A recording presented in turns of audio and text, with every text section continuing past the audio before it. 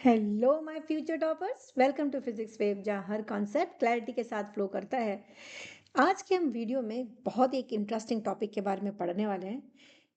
कभी सोचा है जब कोई कार राउंड अबाउट पर घूमती है या फेरीज व्हील जो होता है हमारा चल रहा होता है, तब ऑब्जेक्ट कांस्टेंट स्पीड पे होने के बाद भी डायरेक्शन कंटिन्यूअसली क्यों चेंज होता रहता है? और इसी फिनोमेनन को कहते हैं यूनिफॉर्म सर्कुलर मोशन।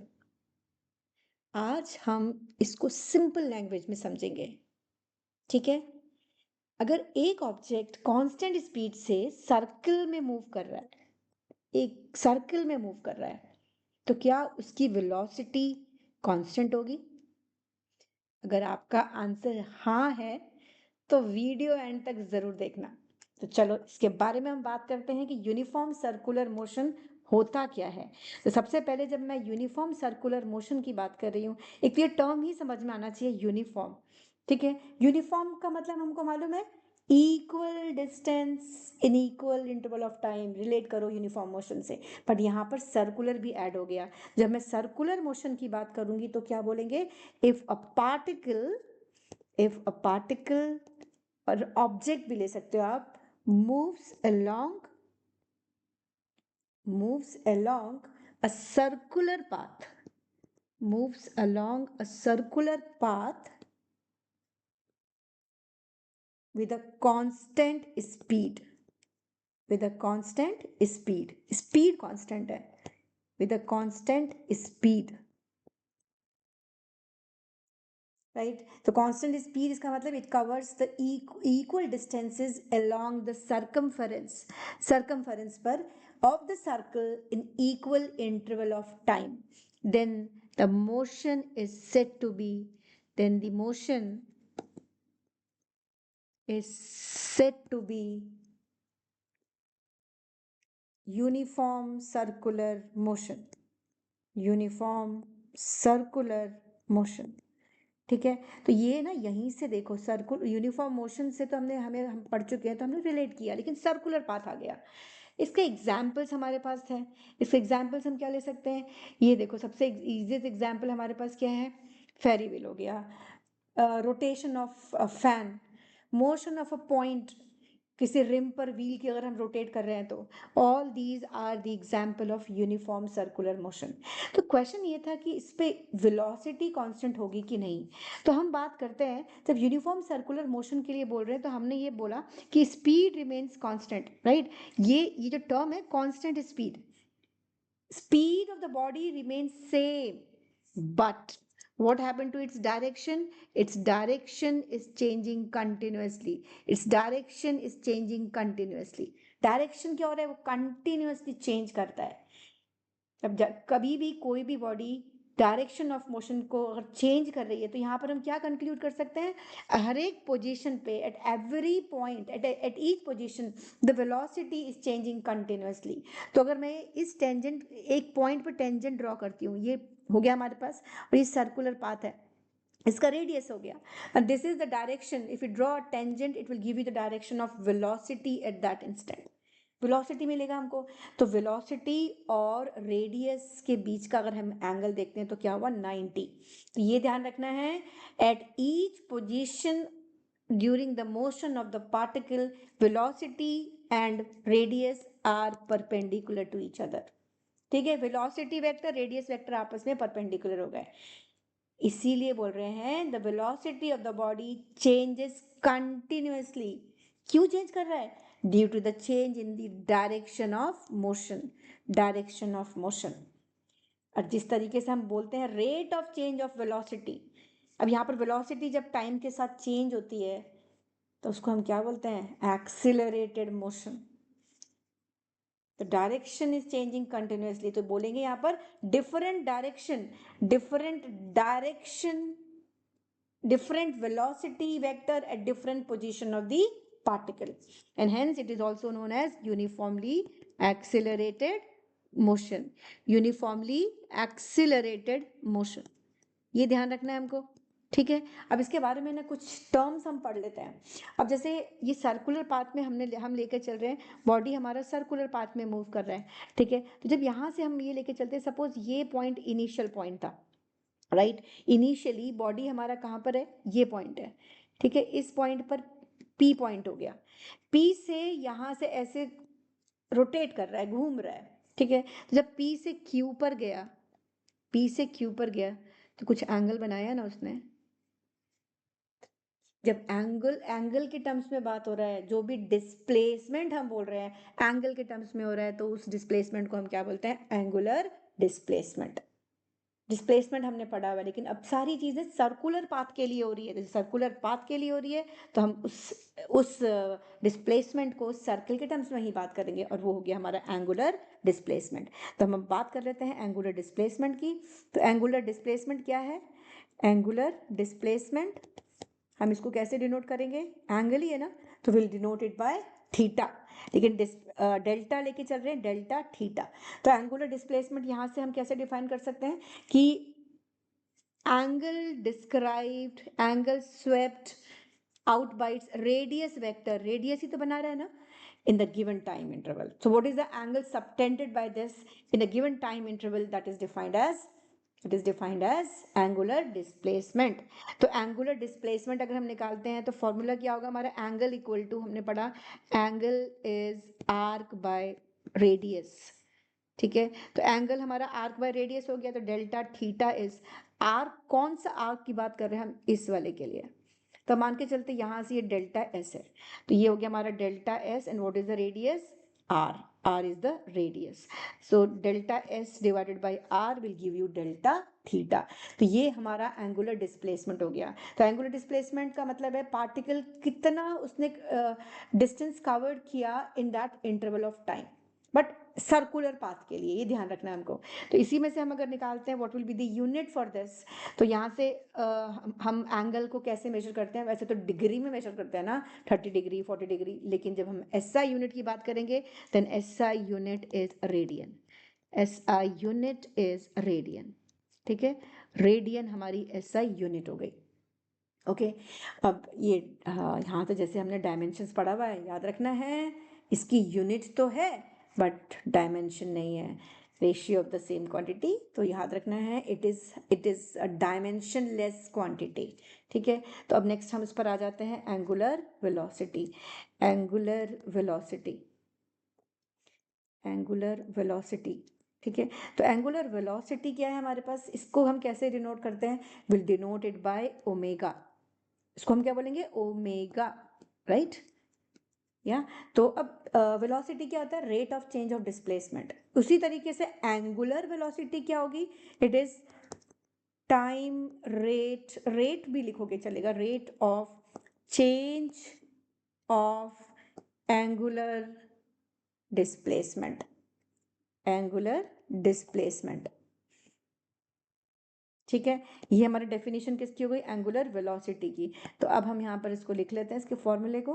तो यहाँ से हमारा फॉर्मूला क्या आया, हमारा फॉर्मूला हम निकालते हैं, omega is rate of change of angular displacement, तो delta theta by delta t. So this is the formula for angular velocity, right, angular velocity. और इसी में अगर हम इंस्टेंटेनियस की बात करते हैं, इंस्टेंटेनियस, ठीक है, instantaneous means at a particular instant of time. तो अगर मैं इंस्टेंटेनियस एंगुलर वेलोसिटी निकालूंगी तो इसका क्या मतलब है, हम टाइम इंटरवल t1 t2 की बात नहीं कर रहे हैं, हम बोल रहे हैं उस पर्टिकुलर इंटरवल पर, लेकिन उसकी कंडीशन हमारे पास क्या हो जाती है, जो डेल्टा t होता है ये बहुत स्मॉलर वैल्यू हो जाती है, क्योंकि कोई भी किसी भी टाइम इंटरवल पे हम निकाल रहे हैं, it means the delta t tends to zero, it doesn't mean it is equals to zero, ठीक है। तो डेल्टा टी को हम टेंड्स टू जीरो लगाएंगे, and let us write down the formula for this instantaneous angular velocity. हम यहाँ पर लगाएंगे ओमेगा इज लिमिट, हमने लिमिट लगा दिया है ना, हमने एक कंस्ट्रेंट लगाया in the value of delta T tends to zero, और यहाँ पर जब मैं delta theta by delta T रखूंगी तो इसका फॉर्मूला हमारे पास क्या आ जाता है, ये आता है D theta by D T, ठीक है। ये डिफरेंशिएशन में भी पढ़ते हैं हम कि ओमेगा, जैसे यहाँ पर dy by dx, कैसे rate of change of y with respect to x, similarly this is the rate of change of theta with respect to time. Okay, and यहाँ से इसकी यूनिट अगर हम निकालेंगे, what will be the SI unit? The SI unit is, हर चीज हम SI unit में ही बात करते हैं, so what is the SI unit from this? यहाँ से अगर हम थीटा के लिए देखते हैं रेडियन, टाइम के लिए सेकेंड्स, तो this is radian per second. This is the SI unit. Okay, let us write on the next. These are the units or the physical quantities which we are going to use for solving the numericals, और इसके बारे में हम आगे भी पढ़ेंगे। तो अब ये तो टाइम पीरियड की बात करेंगे। टाइम पीरियड हमने पढ़ा हुआ है। Time period means time taken to complete one oscillation. तो इसका मतलब अगर हमारा ये पार्टिकल यहाँ से चलना शुरू करा और ये पूरा घूमने के बाद वापस इस पोजीशन पे आ जाता है, तो हम क्या बोलेंगे? उसने एक ऑसिलेशन, एक कंप्लीट पाथ कवर किया, और उस time taken to complete one revolution along the circular path, we call this as time period. तो ये टाइम पीरियड होता है time taken to complete one oscillation, और इसको हम कैपिटल T से डिनोट करते हैं। ठीक है, तो क्या है ये? Time taken to complete one revolution, right? ये हो गया हमारे पास। अब हम बात करते हैं फ्रीक्वेंसी। ठीक है, फ्रीक्वेंसी का मतलब, frequency means number of revolutions पर सेकेंड में कितने रिवोल्यूशन कंप्लीट किया, और ये इसको हम फ्रीक्वेंसी को न्यू से डिनोट करते हैं, NU, राइट? इसको बोलते हैं न्यू। ओके, तो इसको फ्रीक्वेंसी को हम इससे डिनोट करते हैं, और ये रिलेशन टाइम पीरियड की संख्या होता है 1/T। तो ये हमारे पास फ्रीक्वेंसी हो गया, नंबर ऑफ ऑसिलेशंस पर सेकेंड, नंबर ऑफ रिवोल्यूशंस पर सेकेंड, ये ध्यान रखना है। तो इसकी SI यूनिट अगर हम निकालते हैं तो SI यूनिट क्या हो जाएगी? इज पर सेकेंड, और it is also known as hertz. ठीक है, हर्ट्ज भी इसकी यूनिट होती है। तो ये हमारे पास हो गया। लेट अस राइट डाउन और डिराइव फ्यू रिलेशंस। जैसे हम काइनेमेटिक्स में पढ़ते हैं वैसे ही हम यहाँ पर सर्कुलर में पढ़ रहे हैं, लेकिन सारी चीजें हमारी एंगल के टर्म्स में बात होगी। अब नेक्स्ट हम बात करेंगे रिलेशन के लिए।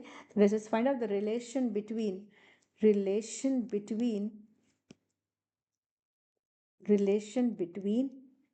किस किस के बीच में? एंगुलर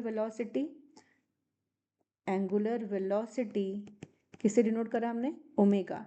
दूसरा क्या है हमारे पास? फ्रीक्वेंसी एंड, जिसको हमने किससे डिनोट किया है? न्यू से।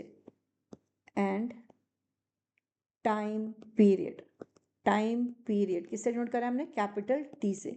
ठीक है, तो ये आ जाते हैं, हम इनका रिलेशन निकाल देते हैं। ठीक है, ये ऐसा फॉर्मूला निकालने जा रहे हो जो बहुत जगह यूज होने वाला है इसमें चैप्टर में। आगे जब हम ऑसिलेशंस पढ़ते हैं, सिंपल हार्मोनिक मोशन की बात करते हैं, तो ठीक है, हमने बोला टाइम पीरियड के डेफिनेशन से time taken to complete one oscillation. ठीक है, तो जब एक बॉडी एक सर्कुलर पाथ कंप्लीट करता है, तो जो टोटल एंगल उसने कवर किया वो कितना हुआ? मतलब अगर मैं बोलती हूँ when small t is capital T, मतलब time taken to complete one oscillation. जब इसने पूरा एक ऑसिलेशन कंप्लीट करने के लिए कैपिटल T लगाया, तो उसका एंगल कितना होगा? 360 डिग्री। लेकिन हम डिग्री में बात नहीं करेंगे, रेडियन में बात करेंगे, और वो 2π रेडियन हो जाएगा। तो ये 2π रेडियन कब है? जब उसने एक ऑसिलेशन कंप्लीट किया। तो हम बोलेंगे एंगुलर वेलोसिटी क्या होता है फॉर्मूला एंगुलर वेलोसिटी का? Angular displacement by time, angular displacement divided by time. ठीक है, तो angular displacement by time means omega is theta by T. Theta कितना है? 2π/t। तो ये हमने एक फॉर्मूला निकाला ओमेगा का 2π/t। ध्यान रखना है 1/t हमारी फ्रीक्वेंसी होती है, तो इसको हम ये भी लिख सकते हैं ओमेगा इज 2π राइट। तो this is the relation between angular velocity और किसके बीच में है? फ्रीक्वेंसी के बीच में। कभी कभी इसी को ओमेगा को हम एंगुलर फ्रीक्वेंसी भी बोलते हैं। ठीक है, तो omega is 2π, this is the relation. अब आगे बढ़ते हैं फटाफट। नेक्स्ट हमारा टॉपिक आया, ये सारी चीजें न्यूमेरिकल के लिए बहुत इंपॉर्टेंट है। तो रिलेशन बिटवीन किस किस के बीच में रिलेशन निकाल रहे हैं अब हम? लीनियर वेलोसिटी क्या है भाई? ये v जो पढ़ते आए अभी तक हम, एंड एंगुलर वेलोसिटी। अच्छा, इन दोनों में भी कोई रिलेशन होता है क्या? चलो अब निकालते हैं। Right, so linear velocity and angular velocity. ये circular motion it's a very interesting topic, तो बस ध्यान से करते चलेंगे इसको, क्योंकि ये आगे भी बहुत जगह यूज होने वाला है हमको। ठीक है, अब हम यहाँ से निकालने जा रहे हैं, एक सर्कुलर पाथ ले लेते हैं। ठीक है, और इस सर्कुलर पाथ में हमारा ऑब्जेक्ट मूव कर रहा है। ओके, तो ये हमारा सेंटर ऑफ द सर्कल हो गया। ये हम लेकर चल रहे हैं 2 पॉइंट्स। पार्टिकल हमारा ए पॉइंट से बी पॉइंट पर गया, तो एंगल कितना बनाया उसने, यहाँ से अगर हम निकालते हैं तो angle subtended bye angle swept by the particle is suppose delta theta, और ये हमारा कितना था, ये हमने ले लिया आर्क है डेल्टा एस, और ये हमारा रेडियस हो गया आर। ठीक है, तो ये हम यहाँ से डेल्टा एस हमारा आर्क है, डेल्टा थीटा हमारा एंगल सबटेंडेड हो गया, और जिसको हम एंगुलर डिस्प्लेसमेंट भी बोलेंगे, आर हमारा रेडियस हो गया। तो हमें मालूम है यहाँ से कि delta theta is delta S by R, मालूम है हमको ये। ठीक है, तो डेल्टा थीटा हमारा डेल्टा एस बाय आर आ गया। अब हम क्या हो रहा है, दोनों साइड हम डिवाइड कर देते हैं डेल्टा टी से, तो delta theta by delta T is equals to 1 by R, मैंने रेडियस कांस्टेंट है, so delta S by delta T.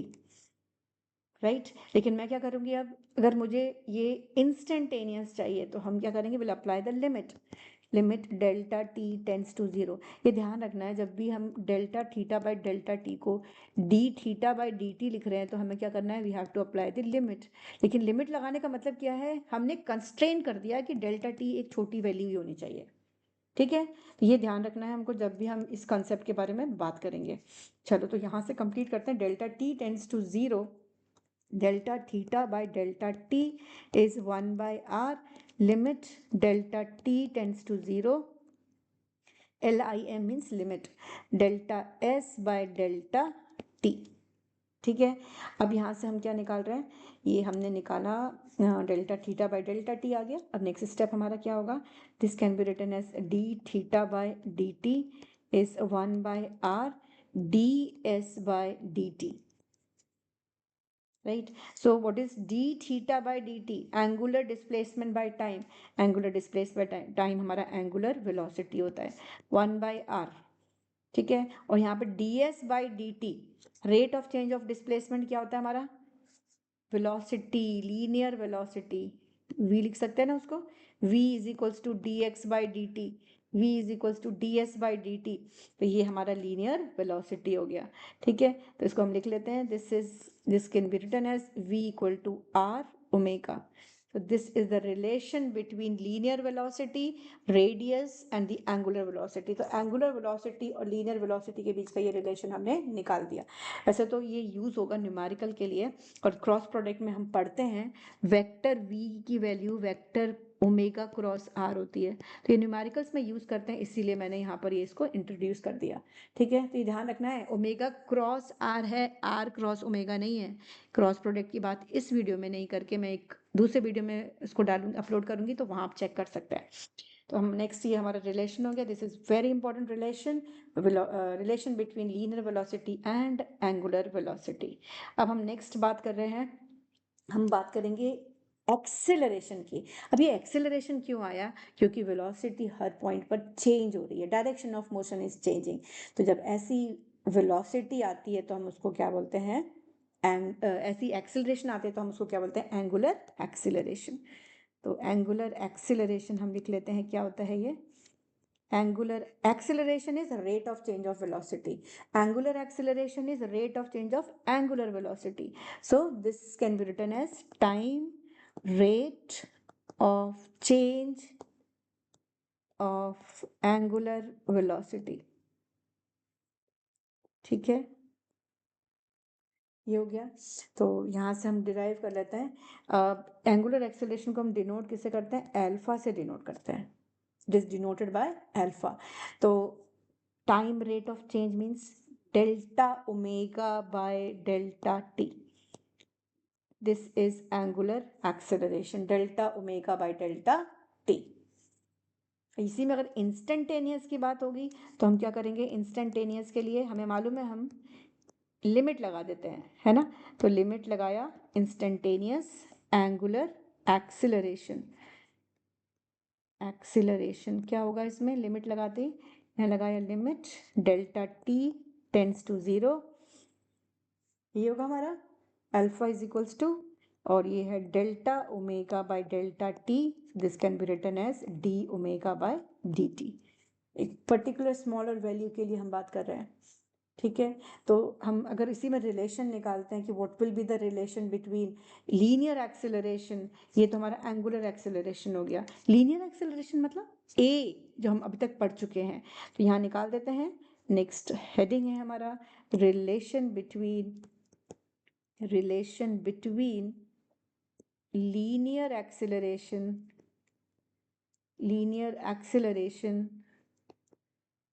and angular acceleration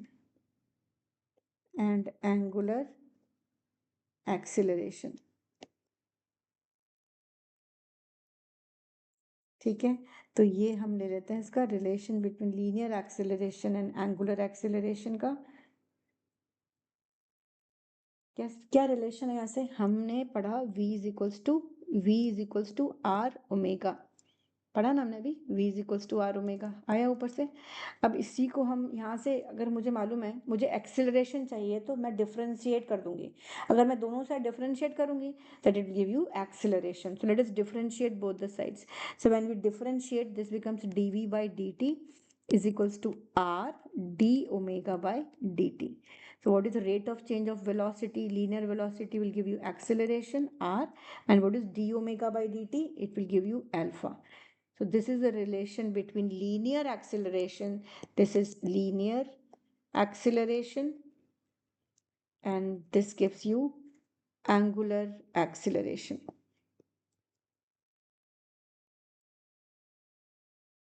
ठीक है। अब ये पूरे चैप्टर में हम बात कर रहे हैं एक्सेलरेशन की एक बहुत ही इंपॉर्टेंट कॉन्सेप्ट है, जिस एक्सेलरेशन की वजह से बॉडी सर्कुलर पाथ में मूव करता है, और उस एक्सेलरेशन को हम क्या बोलते हैं, क्या बोलते हैं बच्चों उस एक्सेलरेशन को, इसको बोलते हैं centripetal acceleration, centripetal acceleration.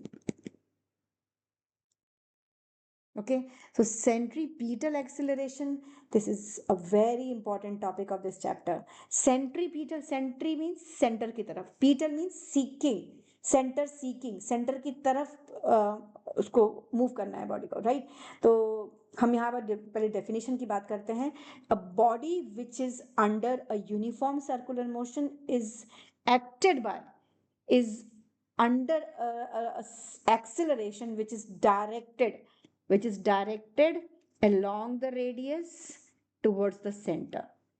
Radius की तरफ डायरेक्ट करेगा और सेंटर की तरफ, ठीक है, रेडियस पर है और सेंटर की तरफ डायरेक्ट करेगा, तो उसको हम बोलते हैं सेंट्रीपीटल एक्सेलरेशन।